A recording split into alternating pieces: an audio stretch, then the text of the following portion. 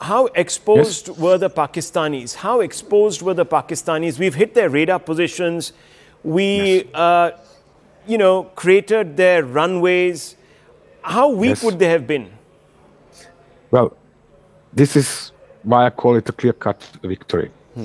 The moment the Indian Air Force started striking nuclear weapon storage facilities in Pakistan, it was absolutely clear that Pakistan is not entirely defenseless, but largely unable to defend itself from Indian strikes. Now, of course, the government in India, in New Delhi, and the top brass of the armed forces are cautious enough not to brag too much about this, even to deny it. But we have seen videos showing strikes on one of the, not actually, it's two different nuclear weapon storage facilities in Pakistan. This is speaking such a clear language. I cannot emphasize this enough. You do not play with enemy nuclear facilities. Nobody is doing that. Nobody is that irresponsible, and especially not rather conservative and cautious Indian generals. They are not going to shoot all over the place, and then by some kind of accident, one of the or two missiles hit. Well, what an accident! Precisely the entrance to the Pakistani nuclear storage facilities. Nobody's doing that. They're extremely cautious in this regards. So this means precisely this caution means they were absolutely sure Pakistan can't hit back. Pakistan has no means to pull these weapons out and put them on missiles or on aircraft and shoot them at India. This is what is making this so sure. So you've analyzed the data and the material out there, and you've come to a conclusion that we got very close to hitting their nuclear facility. This is what your assessment. This is my assessment, yes. And how do we, with a degree of certainty, ascertain this? Well, has Pakistan deployed nuclear weapons against India? No. No. Has it caused any kind of major damage to any kind of Indian Air Force base, for example, or a major army base, camp, or barracks, whatever you want to name it? No. Has it? No. You see, this is absolutely clear, son. Okay, now you can say, there is evidence that Pakistanis have shot down how many? 4 Indian aircraft during the first strike, during the opening strike, retaliation strike on terrorist camps. Almost no doubt about this, really. But that is also the next point.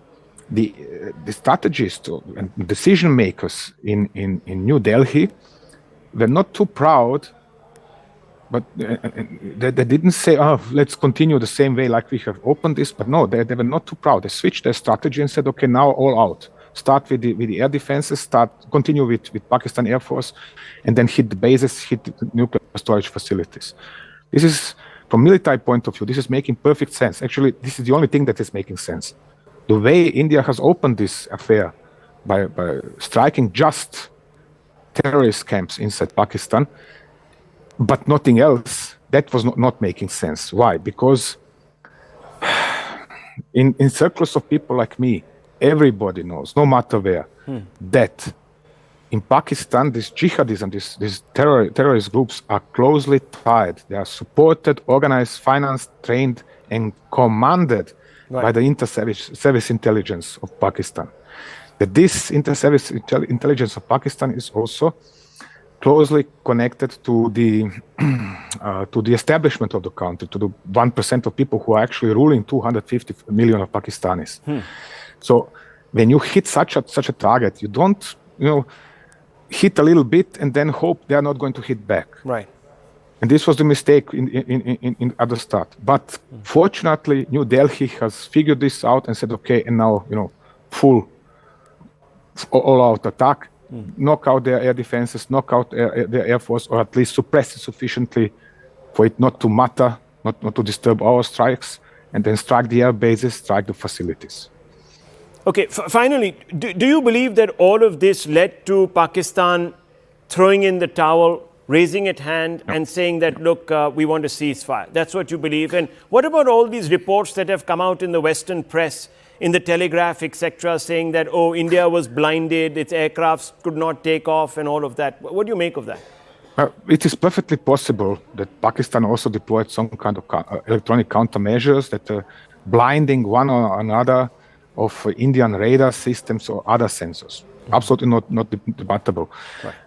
There is no firm evidence for it, but that's a different story.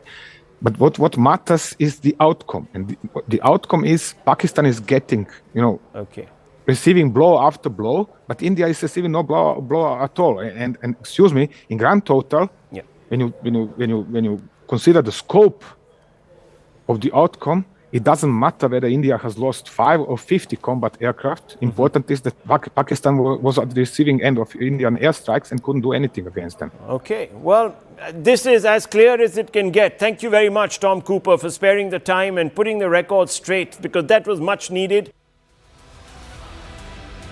Well, viewers. Network 18 decimates Times Internet with over 6 times more unique users on social media. Network 18, the undisputed leader of news networks, way ahead of the times.